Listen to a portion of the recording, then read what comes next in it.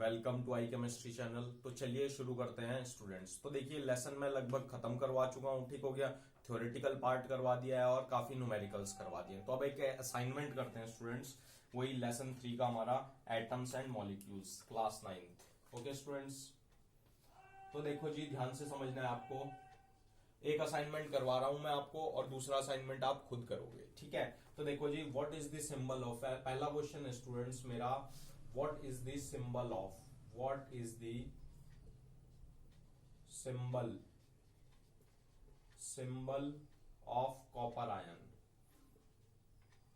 Copper ion. तो देखो students क्या होता है, what is the symbol of copper ion, ध्यान से आपको समझना है। तो देखो ऑप्शन दे रखे हैं, Cu दे रखा है, Cu+ दे रखा है, Cu2+ दे रखा है और जिंक दे रखा है।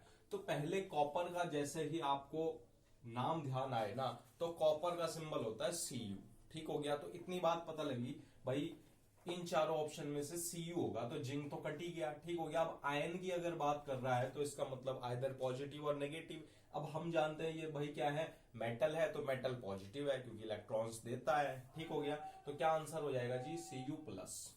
क्लियर है बात स्टूडेंट्स? ओके, क्योंकि Cu में एक इलेक्ट्रॉन देता है वो, ठीक है। अब देखो नेक्स्ट क्वेश्चन। नेक्स्ट क्वेश्चन में क्या कह रहा है स्टूडेंट्स, ध्यान से आपको देखना है। What is the valency of magnesium, magnesium की वैलेंसी पूछ रहा है। किसकी वैलेंसी पूछ रहा है स्टूडेंट्स? Valency of magnesium. सही है जी बात।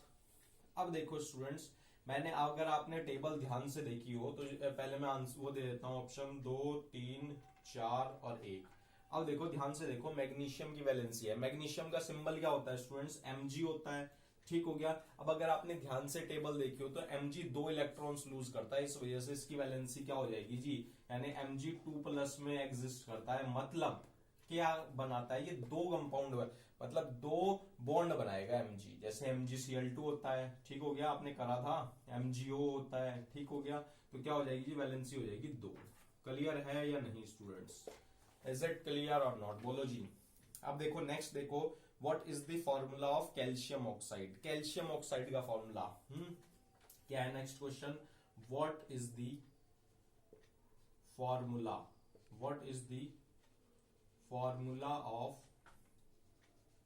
Calcium oxide. देखो जी ध्यान से देखो, what is the formula of calcium oxide. इन्होंने क्या दिया है, ऑप्शन दिया है जी, MgO2, MgO, ठीक है, CaO और क्या है जी, CaO2।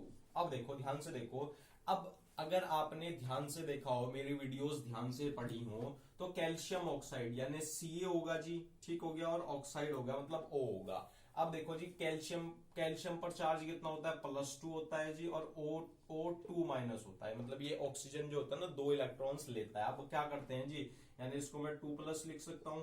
अब क्या अगर फॉर्मूला बनाना है स्टूडेंट्स, तो क्या करते थे जी, ध्यान से देखो, कैल्शियम और ऑक्सीजन लिखते थे, यहां पर मैंने यहां पर सिंबल लिखा जाता था जी। क्लियर है बात? अब देखो यहां पर क्या लिखा जाता था जी, वैलेंसी लिखी जाती थी, ठीक हो गया। इसकी +2 होती है और इसकी -2 होती है। फिर क्या करते थे जी, फॉर्मूला, केमिकल फॉर्मूला बनाने के लिए क्रॉस मल्टीप्लाई कर देते थे स्टूडेंट्स, ठीक है, विदाउट टेकिंग एनी चार्ज। तो क्या हो जाएगा जी, Ca2O2। क्लियर है? अब जो केमिकल फॉर्मूला होता है ना स्टूडेंट्स, वो सिंपल होल रेशियो में होना चाहिए। किस में होना चाहिए? सिंपल होल रेशियो में। तो 2 2 2, तो कैल्शियम CaO। क्लियर है बात? इज इट क्लियर और नॉट, बोलो जी। बात, इतनी बात क्लियर है या नहीं? ठीक है। अब देखो नेक्स्ट क्वेश्चन में मैं आगे प्रोसीड करता हूं। Choose the non metals from the following. Next question है स्टूडेंट्स मेरा, क्या है जी, चूज द फॉलोइंग। इनको चूज करना है जी, choose the following, choose the following from the following, choose the following from the non metals, from non metals. मतलब नॉन मेटल्स को चूज करना है, choose the non metals, non metal को choose करना है, ठीक हो गया। इनमें से नॉन मेटल्स को चूज करना है। आप देखो जी कैसे करोगे, ठीक हो गया। मैं बता देता हूं क्या क्या ऑप्शन है। ए ऑप्शन है मैग्नीशियम, बी ऑप्शन है नाइट्रोजन, सी ऑप्शन क्या है जी, फॉस्फोरस है, और डी ऑप्शन क्या है, बोथ सी एंड डी। ठीक हो गया, बोथ सी एंड डी। अब देखो जी, हमें ये पता है, मैंने आपको बताया था स्टूडेंट्स, मेटल्स क्या होते हैं, जो भी हमारे इलेक्ट्रॉन्स देते हैं, ठीक हो गया, वो कहलाते हैं मेटल। अब देखो इसमें केवल मैग्नीशियम ही एक ऐसा मेटल है, वो आपको अच्छे से पीरियोडिक टेबल लर्न करनी पड़ेगी, जो कि हायर क्लासेस में आएगी। एक बात ध्यान रखना, नाइट्रोजन और फास्फोरस इसमें क्या होंगे स्टूडेंट्स, नॉन मेटल्स हो जाएंगे, ठीक हो गया, क्योंकि इनके पास क्या होती है जी, टेंडेंसी होती है to give up electrons. Clear है बात, to take the electrons, not.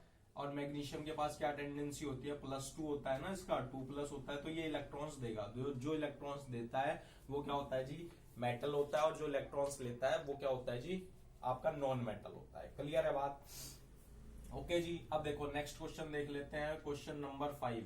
Question number 5 पर क्या कह रहा है जी, ये क्वेश्चन नंबर 5 पर ये कह रहा है what is the atomic number of, हाँ ध्यान से देखना, एटॉमिक नंबर पूछ रहा है क्लोरीन का।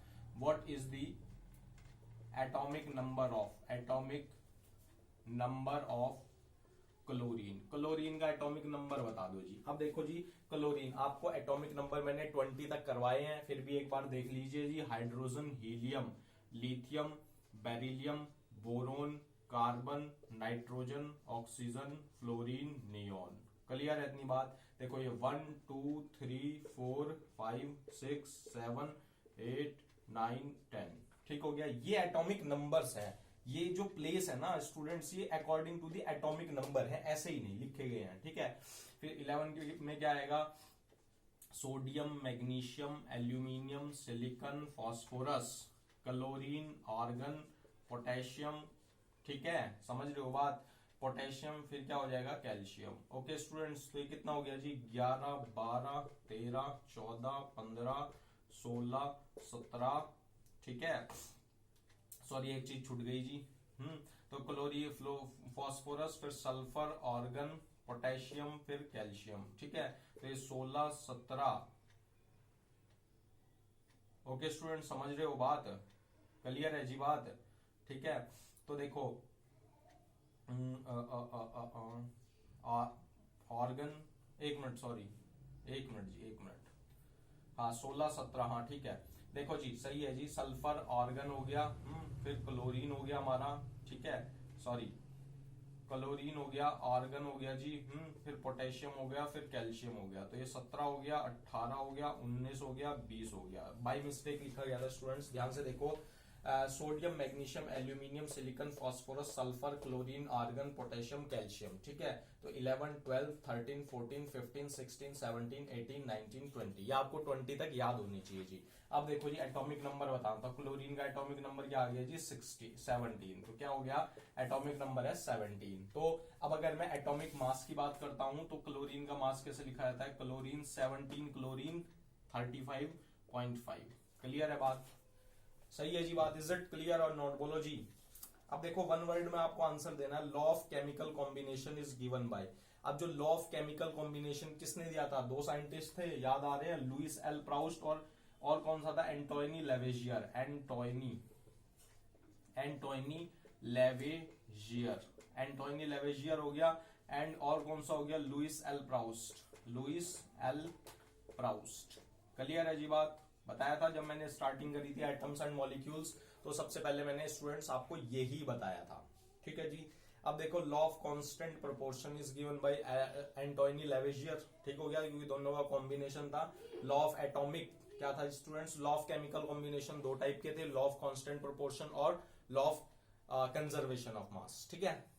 तो अब बात करते हैं, Dalton theory is given bye, Dalton theory क्या कह रहा है, Dalton is given what theory, Dalton ने कौन सी थ्योरी दी थी जी अपनी, डाल्टन ने थ्योरी दी थी एटॉमिक थ्योरी, ठीक हो गया।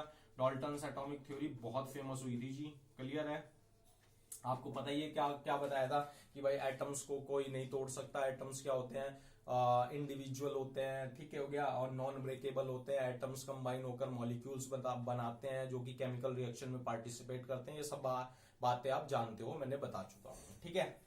नेक्स्ट देखो, atoms combined itself to form, अब जब एटम्स कंबाइन होते हैं तो क्या बनाते हैं जी, मॉलिक्यूल्स बनाते हैं, क्या बनाते हैं स्टूडेंट्स, मॉलिक्यूल्स बनाते हैं, ठीक हो गया। जैसे एग्जांपल भी बताया था, H+H क्या बनाता है जी, H2 बनाता है। क्लियर है या नहीं students, okay ji.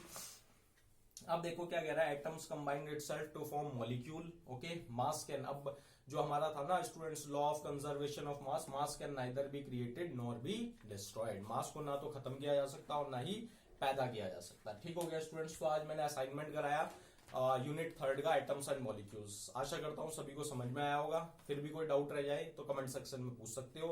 You can also join me on Unacademy. ठीक है, ओके, थैंक यू स्टूडेंट्स।